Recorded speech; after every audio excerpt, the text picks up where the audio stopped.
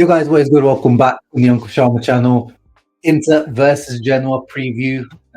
Monday night kickoff with a bit of a weird one tomorrow, so make sure, as always, you watch out for these weird kickoff times. Sometimes you get done over by these. Well, the kickoff time is fine. It's on the Monday, and yeah, we're going to be previewing that, but also covering.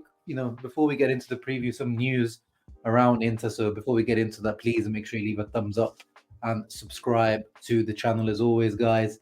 The first thing I actually wanted to talk about before the Inter Genoa game is, we're on a great streak on the pitch at the moment. I think 10 games in a row we've won.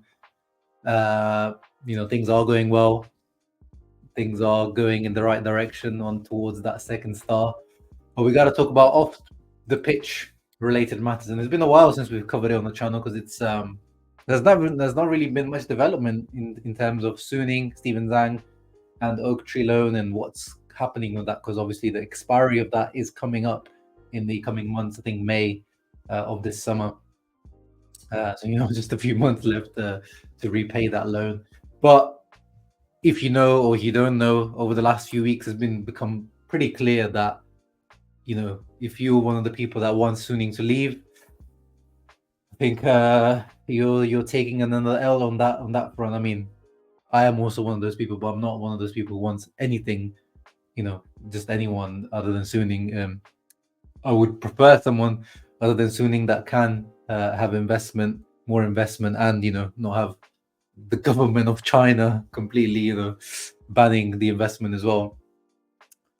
But it looks like it will stay. So the news that's coming out of Italy, again, there's no confirmation on this yet, but Suning planning to extend the deadline of this loan to keep control of Inter. Here, got the article translated by Sempre Inter, the original coming from Corriere dello Sport. So let's go down to read some of the details. So as we all know, but again, reiterating, the loan that we took in 2021, after the pandemic, 275 million euros with a very high interest rate of 12%, which is crazy. So the total of it now, with the interests all come in, it's 380. So about 100 million just in interest. So apparently, the way Steven Zhang has proposed to continue this or extend this loan from Oak Tree is by paying the interest now. So they'll pay off the 100 million or so of interest, still owing the original 275 million loan fee, and then the interest rate would once more rise on top. It was already, very high, 12%. Now it says it likely to be around 16%, and then the deadline would be extended for either a couple of more years or 3 more years. According to Gazzetta, Oak Tree are fully yet to be convinced. The US-based fund have some doubts about Suning's plans, but at the moment there is certainly no other possibility that would be more compelling to Oak Tree. There is not a suitable buyer who presents a superior offer to the fund to buy Inter. Therefore, Suning are confident that the plan will result in an agreement soon. If you asked me a few months ago, or since the beginning of the season, I thought it wasn't going to happen. I was like, again, how Gazzetta said that Oak Tree are unconvinced. Well, from what we read, Oak Tree are not interested in taking over Inter, because that's what would happen if Suning does not pay the loan back. They would default, and then Oak Tree takes over Inter, and they'll probably do something like what Elliott did with Milan a few years ago, where they will restructure, balance things out, save some money, and then settle it on to someone else for a profit, very, very nice profit. But it looks like they're not interested to do that, and the news just seems to be coming out that Suning are going to stay, basically. But again, no confirmation. But this seems more and more likely now, guys, that you need to just get used to the idea of Steven Zhang continuing to be the president and owner of Inter, which again, I'm always been said, like, there was definitely a moment, and I'm probably still kind of tuning out in a way, but you just can't deny what they've done in terms of investment into Inter. When they could, there was plenty of investment into Inter. In totality, they've invested around €1 billion into Inter. And then, the way that they've structured the management as well, hired the best in the business with Marotta at the top. and then the best coach that was available at the time in Conte, and now obviously after Conte, as we see now, maybe probably the best Italian manager out there, or the younger ones out there, in Simone Inzaghi. The management team have done very well, so it's not bad news, but at the same time, this kind of news just keeps that doubt and that cloud over our heads hanging. It's like this loan that needs to be paid off. Can they pay it off? What are we going to have to do every summer to pay the interest off on these? So yeah, what do you guys make of this? If you were Sooning out, are you still staunchly Sooning out? Have you slightly changed your stance on that, or used to be Sooning in and now you're Sooning out? Like, let me know in the comments below, because it's been a while since we talked about this subject on the channel, so I want to see what you guys think of this. But anyway, as I said, obviously we are here to preview the game, so let's preview the game. Inter nicely at the top of the table. Juve right now playing against Napoli, so let's see what the Juve-Napoli game ends up as. But at the moment, we're sitting very comfortably, 12 points clear. And now we have the same amounts of games as well as the other teams. Obviously, we're playing last this time, so it looks like we've got a game in hand, but we're back on balance with the rest of the league now. We've made up those Supercoppa games, and actually, if you take into account those Supercoppa games, as I said, we're on, I think, a 10 win streak in a row, which is crazy.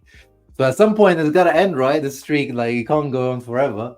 But if we do go on forever, then as I said in my last video, reacting to the Atalanta win, you're talking about reaching that Conte Juventus season of 103 points. But yeah, we literally can only, I think, we'll have one draw until the end of the season if we want to do that, which is, yeah, difficult to do. But our opponents tomorrow, Genoa, Inzaghi had his pre-match press conference, a very short one, just to Inter TV. Actually, quickly on Inzaghi, there's also reports that Inter want to extend his contract. His contract runs out at the end of next year, and we've only been giving him these 1-year extensions. If you remember, we signed him and then we gave him an extension. I think now, though, with this type of performance, with this style of football as well, that's going viral all over social media, I'm sure attracting interest from the bigger teams around there. He earns around 5 million net, so he probably is going to get a bumper new contract. But it's good to see that apparently the management is looking to try extend Inzaghi's contract, and I hope that happens, because it's very important that we keep him. I mean, Inter historically, we don't really keep managers for too long, especially in the Moratti era. And funnily enough, Moratti was at the training ground the other day having lunch with the team, which was really good to see. Moratti always in the heart, but his trigger finger, I think he admitted as well a few months ago, last season, when things weren't going well, that Inzaghi under him would have been gone, and we know he would have been gone probably at the beginning of the season. But we're not under that management anymore. Marotta hates sacking coaches. He's got a record of not sacking coaches in the middle of a season. And yeah, Inzaghi needs to be renewed because big clubs are going to come calling for him. But anyway, yeah, Inzaghi kind of confirmed today in his press conference there will be some rotation. There will be some changes, some rotation. I'm lucky to have most of the guys available, he said. There will be a few players missing, as we unfortunately seen that when you play a lot of matches, some players get injured. But the guys who have been available have always given me the answers I've wanted. Genoa and the Eriksen team, they're on 33 points. They're having an excellent season. I believe that in the past 12 matches, they've only lost to Atalanta. So, wow, that's really good stat. Genoa very good at occupying the pitch. They're very good in both phases of the game. So they'll have to be technically clean and play our usual game. Spot on. As far as Inter's defensive record, Inzaghi said that over the past 30 months, my staff and I have found that all the players completely put themselves at our disposal. My staff and I try to instill our principles of play in them, and then they do very well to execute them. Yeah, they definitely do execute them now almost to perfection. And another stat on Inzaghi, at the moment, he is topping the all-time win percentage stat in Serie A after 300 matches. So this is not just for Inter, guys. This is for Serie A. He's won more matches out of his first 300 in Serie A, more than any other coach in history. Inzaghi's first came on the scene in April 2016, and then now he coached 197 matches at Lazio, then obviously came to Inter. And now his total victories in the Italian top flight as a coach, 178. Even before Inzaghi officially reaches 300 against Genoa tomorrow, he already has more wins than any other coach in Serie A history. Carlo Ancelotti comes in second, 172, and Allegri has 171. That is very, very elite company that Inzaghi is in. That again shows you that we probably have the best up-and-coming Italian manager on our hands. So another reason to renew him for sure. Quickly looking at our record against Genoa recently. If you remember at the beginning, not at the beginning of the season, just a couple of months ago, in end of December, we had one of our most disappointing results of the year. Remember, 1-1 away at Genoa. Radu Dragusin scoring against us, and then a few weeks later, he ends up moving to the Premier League. If you remember, the Romanian centre-back scored a header against us on a set piece. And Arnautovic scored here. It was an important goal from Arnautovic here. But in general, away we struggle against Genoa, but at home we usually smash them, as you can see.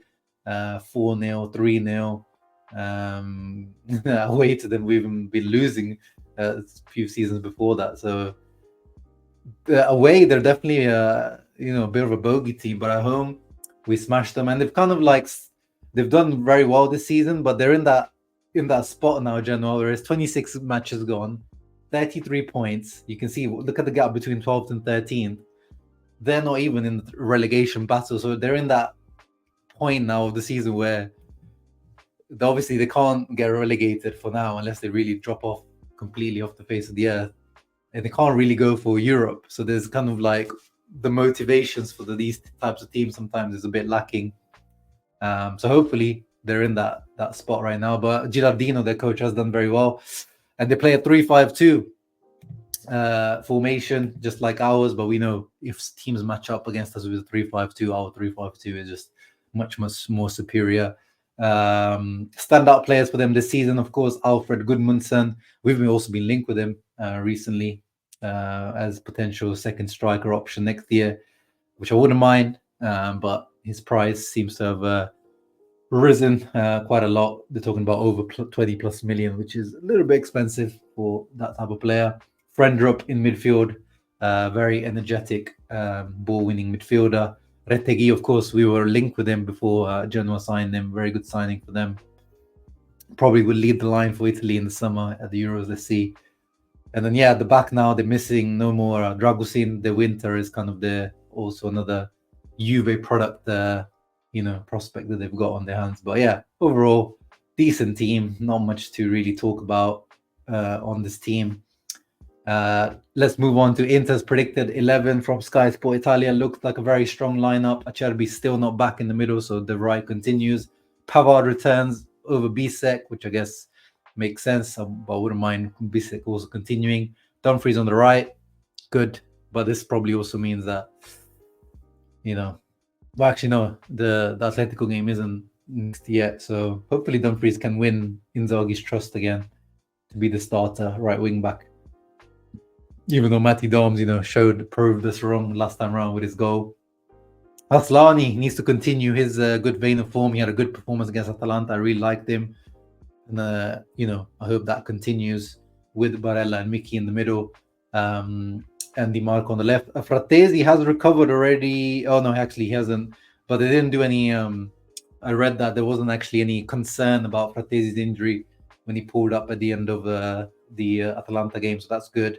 Bastoni's out with the, accumulation of yellow cards. Thuram actually has made a very quick recovery. He was already part of the training, full training yesterday with the team. So actually, I think he's going to be on the bench tomorrow, which is really, really good news. So he's, back in time for the Atletico game, which is really, really important. Hakan is still not ready though. So let's see. Hopefully he can also make a quick recovery. And up front, Alexis and Lautaro, so kind of rotating Arnautovic, which is good. I think, Sanchez has started to show flashes finally of the real Alexis. And Lautaro, obviously, we need to just continue and hopefully can stat pad a few more goals. So now is decision time. Can this Inter team continue on this mad streak of 4 goals against teams. I've been quite negative recently with my predictions, so I'll continue on that vein and hopefully Inter just continue proving me wrong in the best way possible. So I'm gonna say, Genoa are gonna make life hard for us. That's gonna be, like a 2-1 victory for Inter. But as I said, if their motivations are not high, Genoa, this Inter team can really, really punish you. And I could see it becoming another 3-4-0 drubbing. But I'll go for my, conservative recent predictions, which seem to have been paying off. But you guys let me know in the comments down below your prediction for the match. Who's going to score? I would love to see Alexis scoring. I think he deserves it for his recent performances. And Aslani, I want to see Aslani scoring and give him some confidence as well. Yeah, you guys let me know in the comments down below. Leave a thumbs up, subscribe to the channel. See you tomorrow for the post-match reaction. Forza Inter, second star mission continues.